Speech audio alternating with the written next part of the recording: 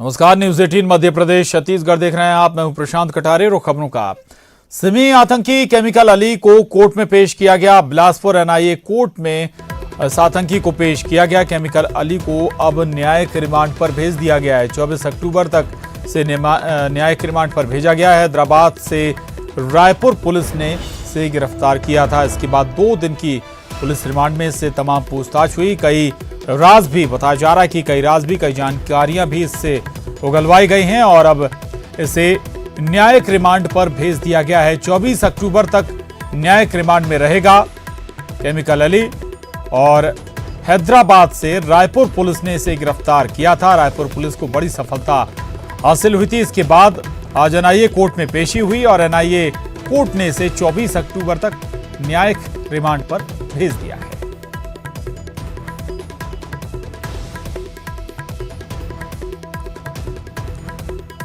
खबर शिवपुरी से ज्योतिरादित्य सिंधिया का फिर दर्द छलका है। लोकसभा चुनाव में मिली हार को लेकर भावुक हो गए सिंधिया। समस्या को लेकर मिलने पहुंचे लोगों से बोले ज्योतिरादित्य सिंधिया, आप लोगों ने मेरे हाथ बांध दिए हैं, नतीजे से दिल में दुख है। इलाके के लिए काम करता रहूंगा, मेरी जितनी हैसियत है उतना काम कर रहा।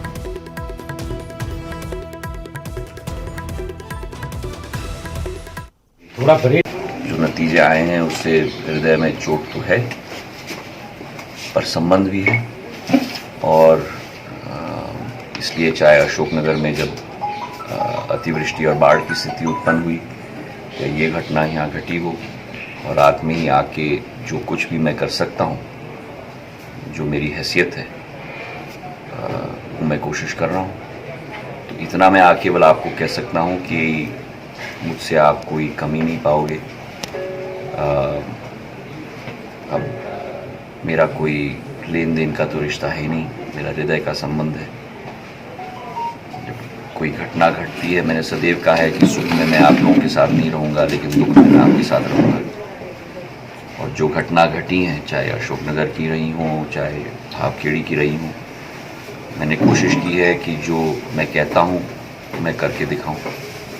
और आपके समक्ष में, जनता के समक्ष में तब भी उपस्थित था अशोकनगर में। कहीं और प्रदेश में जाने के पहले मैं पहले अशोकनगर में आया, उसके बाद मैं मंदसौर गया, उसके बाद मैं नीमच गया, उसके बाद मैं रतलाम गया, उसके बाद मैं उज्जैन गया, उसके बाद मैं मुरैना गया, उसके बाद मैं भिंड गया।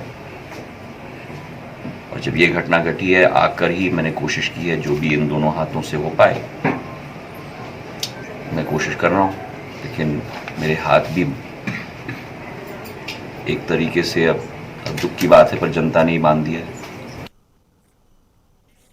वहीं ज्योतिरादित्य सिंधिया ने सरकार को फिर घेरा है। कर्ज माफी के बाद ट्रांसफर पोस्टिंग को लेकर बोले हैं ज्योतिरादित्य सिंधिया। उन्होंने कहा कि प्रदेश में ट्रांसफर पोस्टिंग के क्या हाल हैं सब जानते हैं, ट्रांसफर पोस्टिंग के चक्कर में मत पड़ो। इससे पहले भी किसानों की कर्ज माफी पर सवाल उठाए थे।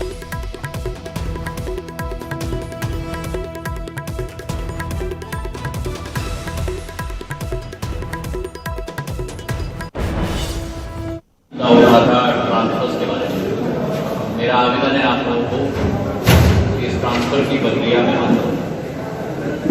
क्या हाल है ट्रांसफर का सबको मालूम है। आप अपने काम में या आपकी जायज मांग पर कार्य नहीं हो रहा, तो फिर उस मुद्दे को आप अपने विधायक के पास, अपने प्रभारी मंत्री के पास, और उनसे काम नहीं बन रही है तो मेरे पास नहीं। आप कोई छोटे पद के नहीं, छोटे पद। दूसरा, जो किसान का कर्जा माफ हुआ है वो पूर्ण रूप तक नहीं हुआ है, केवल 50,000 रुपया तक हुआ है, जबकि 2 लाख का हमने कहा था। वो पूर्णतः 2 लाख तक कर्जा माफ होना चाहिए।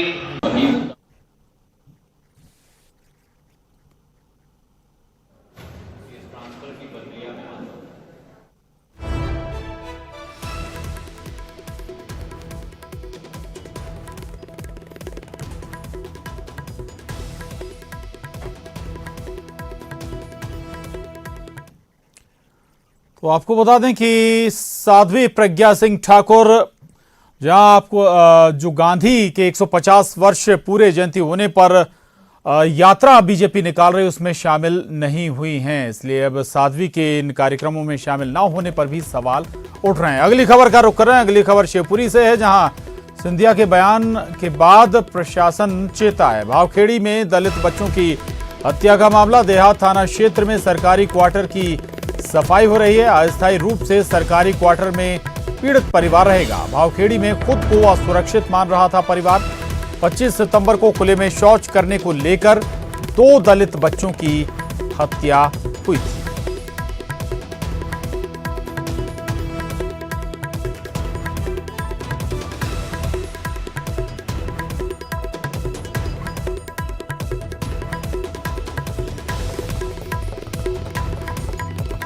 अशोक अग्रवाल हमारे साथ जुड़ गए हैं। अशोक, जब ज्योतिरादित्य सिंधिया ने इस मसले पर अपनी बात रखी तब जाकर अब प्रशासन भी हरकत में आया है।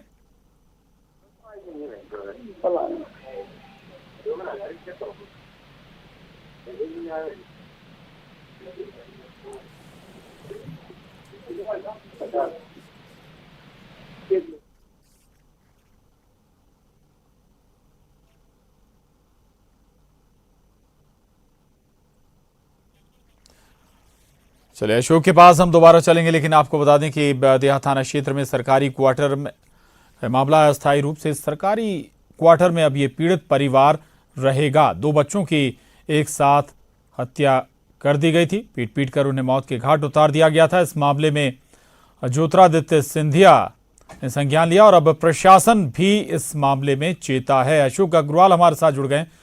अशोक, प्रशासन ने भी चेतते चेतते देर कर दी। हाँ बिल्कुल, मैं आपको बता दूं 18 दिन पहले ये घटनाक्रम हुआ था जब भावखेड़ी में 2 दलित बच्चों की हत्या कर दी गई थी। उसके बाद प्रशासन सिर्फ बयानबाजी कर रहा था। देर रात पूर्व सांसद ज्योतिरादित्य सिंधिया भावखेड़ी पहुंचे थे, जहां उन्होंने पीड़ित परिवार से मुलाकात करके उनकी समस्याएं जानी थी।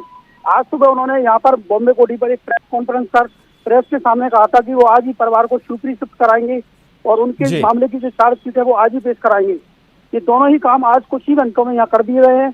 भावखेड़ी से इस परिवार को, पीड़ित परिवार को शिवपुरी लाकर PSQ लाइन में सरकारी एक मकान दिया गया है अस्थायी रूप से, उसमें इन्हें रखा गया है। मैं यहाँ ये भी बताना चाहूंगा कि सिंधिया ने अपने ही खाते से, निज खाते से 5.5 लाख रुपए की राशि इनके लिए स्वीकृत की है, जिससे इनके लिए मकान बनाए जा रहे हैं और 1 महीने के बाद इन्हें इनके निज मकान में शिफ्ट कर दिया जाएगा। जी बिल्कुल। अभी तक लेकिन प्रशासन क्यों मौन था, क्यों हरकत में नहीं आया था? मैं आपको बता दूं पिछले 18 दिन से लगातार नेताओं के ताबड़तोड़ दौरे चल रहे थे। प्रदेश से भी कई दल आए, केंद्र से भी कई दल आए और सिर्फ झूठे आश्वासन ही इन्हें दिए जा रहे थे। अब तक इन्हें किसी प्रकार की कोई मदद नहीं की गई थी। देर रात जब सिंधिया वहां पहुंचे, जब उन्होंने चर्चा की तो उन्होंने पूरी घटना पर काफी दुख भी प्रकट किया था। और आज सुबह से जब ये तेजी से घटनाक्रम चला, कलेक्टर और SP स्वयं PSQ लाइन पहुंचे। वहां एक सरकारी आवास को तुरंत में सफाई कराई गई, खाली कराई। जी ठीक, शुक्रिया अशोक, आपका पूरी जानकारी के लिए धन्यवाद। और यहां वक्त एक छोटे से ब्रेक का है।